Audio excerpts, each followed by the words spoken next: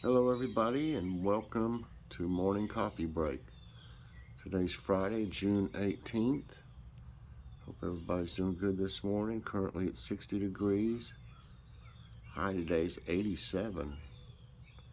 No chance of rain. Humidity's 83%. There's no wind. And air quality came down a little bit. It's 41. It's still in the good range, so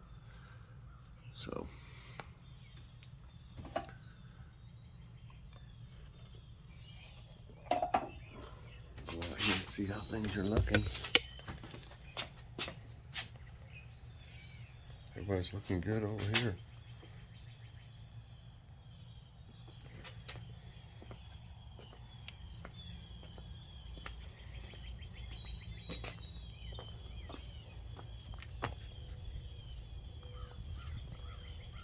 I don't know, I think that lettuce might need to just be used. It got too hot that one day and then it just kind of keeled over. Something's been digging in these right here. You can see. Chipmunk, no doubt. We got quite a few chipmunks this year. This is getting covered here. I still don't know what those are. They kind of look like mustard or something to me. Wish that tomato would get some blooms on it.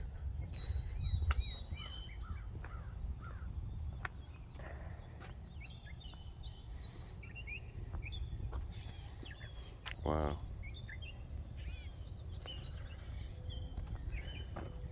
I use the electric toothbrush. You can still tell a big difference.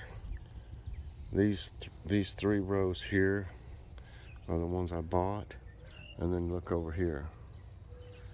Over here, they're only so far. This only one of them's even grown over the top hardly. That one didn't even hardly grow at all. It's got 3 tomatoes on it, but it just didn't grow. So you can see the difference in the ones I grew from seed big time. That beefsteak back there is awesome. It's got all kinds on it.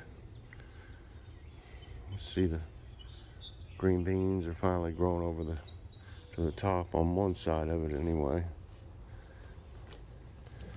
I was skeptical about the onions, but they seem to be doing pretty good now.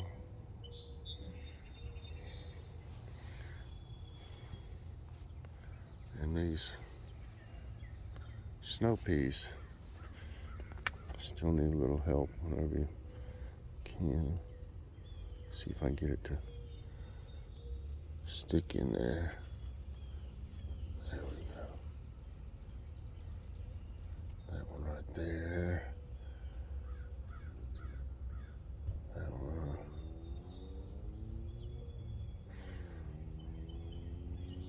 That should help.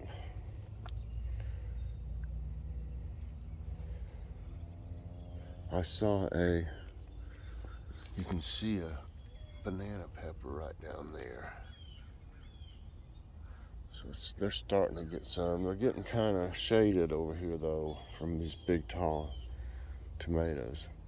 They're only getting sun from one side, so that's probably why they've tried to reach, and they're growing kind of lanky. Surely they'll still have plenty. Hope they have plenty of banana peppers on them anyway. Go that way. I guess the only thing I can do to help these cucumbers is try to self-pollinate with them. Let me see if I can find it. I got so many female ones, and then I don't have that many. I mean, the cucumbers aren't really growing. They're just, let's see. Okay, I got one.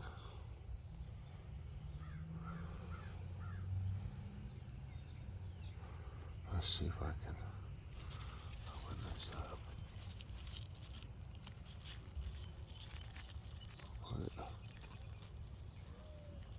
wonder if it would help. I bet you it would help if sorry, I've got the camera in the leaves. I wonder if it would help if I used, like, just put this on it and then put the electric toothbrush on it to vibrate some of the pollen off. I don't know, I'll have to just experiment. That might do that one. Yeah, as many as I'm seeing, there should be some bigger ones, but they seem like they're just shriveling up after they, come out. Trying to get these to grow back this way. This one this way. I'm going to try to keep them on this trellis. I know it's going to be a job just trying to do that. But they're looking good. I just hope they end up with some cucumbers. It's nice to have, nice looking plants, but you want them to actually have vegetables. This big Bertha here is starting to look pretty good. It's a red one. The other one fell off. There was a big one like that on this one. It fell off, but it's got another one growing. Here's one right here. Here's one right here. So there's some on them.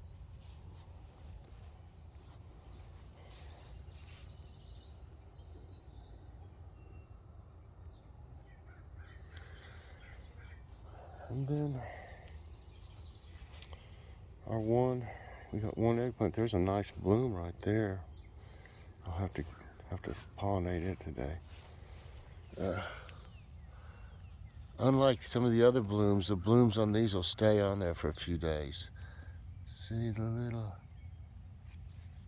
eggplant. So we got one, nothing else. But look at all the blooms on this one. There's two on that one, there's one. So they're starting to come around. These few still have some growing to do. So they're slow growing, obviously. We got another bloom on this is a Ghostbuster, that's a white one, and there's a nice bloom right there, if I can get out of the shot. Right.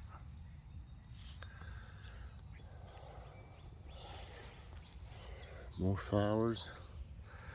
I actually see what will be a female right down here. Oh, my finger's in the way. This one, if you can see that. That'll be a female because you can see the squash.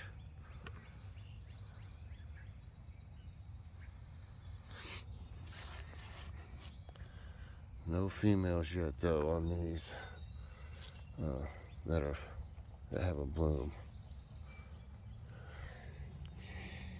I just spot watered yesterday, just places that looked like they needed it. I didn't want to water the whole thing. It just didn't need it everywhere. My poultice, you can see around those, and there's some around these. This one's really looking better right here. They're starting to look a little better. They'll get some nitrogen from that. And then these look just a little greener than they did, maybe. And that one too. Of course, those are doing great, those two back there.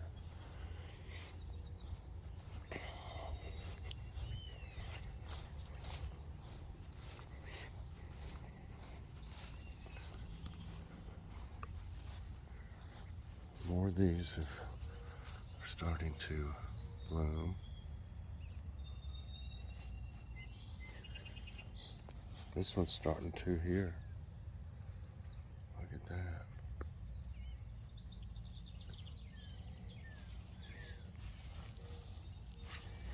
These are getting bigger, what I call stump flowers.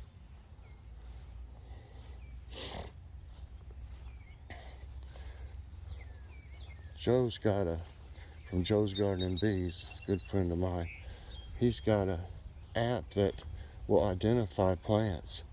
And I take a lot of pictures of my plants, and he's been sending me I guess, snapshots or whatever it is of it, how it comes out on that app, and sending it to me, telling me what some of these plants are that I don't know what they are. It's very interesting. All these are looking way better than when I brought them out here. They survived the winter, but they looked rough. And they didn't like being inside.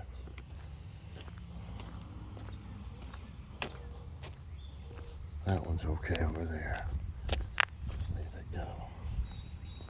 There's a neighborhood garage sale deal going on, and I just don't want to fool with people these days the way they are. I've had them before, and they're so aggravating, and I don't need the stress. I mean, we could use a little money, yeah, but as rude as people are, I mean, I hope they would be easy to deal with these days, but I just can see, any number of things that could happen, or situations where other people might get in an argument or something while they're on your property. I just, I've seen them argue over stuff before. Like one grabbed something, the others are like, I was getting that, or just anything, They don't like the price of something, they'll carry on about it. I just don't need the aggravation myself. It wouldn't be worth whatever money we got to me. Getting prepared. I got, still got 3 hernias. I can't pick up, really not supposed to pick up anything heavy. I just can't deal with it. I know it's a big thing here every year, though. Probably be some trash in our yard from people will park in front of your house, or at the end of the driveway here. They'll throw their trash out. Find a couple bottles or some kind of bag or from fast food or anything. Used to on July 4th, they have they didn't have them last year. Maybe they'll have the fireworks this year. They're right over the hill here. We just sit in our driveway and watch them. I recorded it year before last. But anyway, they used to let people park right up and down this road all over. Like there's 100,000 would show up for them for the fireworks. And my yard would be trashed. They would actually even drive through my yard here, trying to cut from this corner to get down this way. I had people in 4-wheel drives, because they were parked all the way up through here, drive through my yard and to get on this road here. You believe that? So they finally started putting up like roadblocks at the end of the road here every year that they have it, and they don't let people, just park anywhere. They would ask you what. They might even ask you, what are you doing? Do you have like friends in this neighborhood, or do you live in the neighborhood when you go to turn on the road here? These here are on their way out. This one, I'm not going to try to prop it up. It's still got flowers on it though. I'm going to leave it as long as it has some flowers. As you can see, there's a little bee right there. Little bitty one.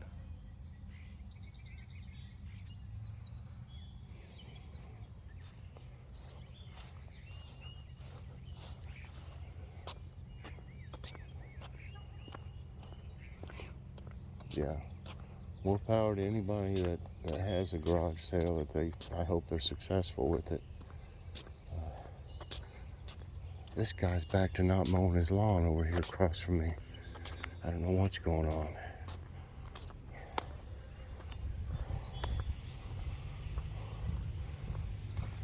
He was mowing it pretty regular. Let's see, somebody's they always put a sign in our yard. Well, we're not having to mow as long as they get their sign when they're done. I guess it'll be all weekend. This will be going on. I'm surprised they're not having a garage sale over there. They always do. Unless they're going to do it tomorrow instead. But they had it yesterday even. So it must be Thursday, Friday, Saturday, and Sunday or something like that.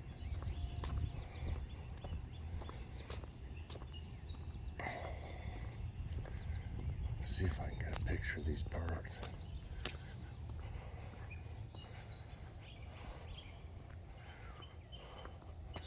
I want to take off. Got scared. I was wanting to get a picture of that cardinal that was there.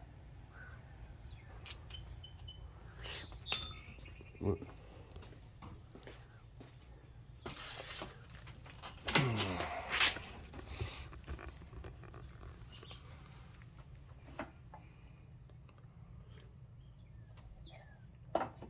Okay, I must be getting too much in my storage on this phone already. I'm gonna have to clean it out. It's showing a time that this would cut off, but it's more than plenty of time. So let's see here. I restarted my tablet, so maybe it'll work right. The thumbnail today, we had that, it was Hormel turkey and gravy. There wasn't enough gravy in it, I knew that. So I bought a can of, I think it was Campbell's gravy or something like that. So we had turkey, gravy, field peas. Those are that Margaret Holmes brand, they're fantastic. Mashed potatoes were Bob Evans. I think that were sour cream and chive. And we put gravy on them. And we had some Sister Schubert rolls. Also, yeah, cranberry sauce. It was like a little Thanksgiving meal, and it was delicious. I mean, we do that, I don't know, probably once a month or once every month and a half maybe or something like that. We'll have a little Thanksgiving meal. It was really good. The turkey and stuff was really good. I would recommend it. I hadn't seen it in Kroger or Walmart. Maybe they'll have it in sometime at those, but I got it at Grocery Outlet for $2.49. That's cheap. Just enough for 3 of us. I'll tell you, it was good enough to where I wouldn't even mind having that for Thanksgiving. So we wouldn't have a bunch of leftovers. I really wouldn't. It was good. What's for dinner tonight? We went to Kroger's to get prescriptions, and we got a few things, but I didn't think it was enough for a haul. We got some Oscar Mayer Black Angus hot dogs, and we got Ballpark hot dog buns. We already had some chili. We already had Vidalia onions, and we already had the rest of those seasoned fries from the other day. So we're having hot dogs and fries tonight. We hadn't had them in a long time. And that brings me to today's question is, do you ever fix hot dogs for dinner? We don't very often, but we like them. We'll get one out somewhere every now and then. We take spells where we'll want hot dogs, and then we won't want hot dogs for a long time. Okay, so hopefully today, I don't know if we got to go anywhere or not. But I'm going to try to work and ask my tablet in. I just got enough for the questions yesterday, actually, but had so much going on yesterday, couldn't do it. So hopefully I'll be able to do an Ask My Tablet. And now it's time for today's Tidbits, everyone.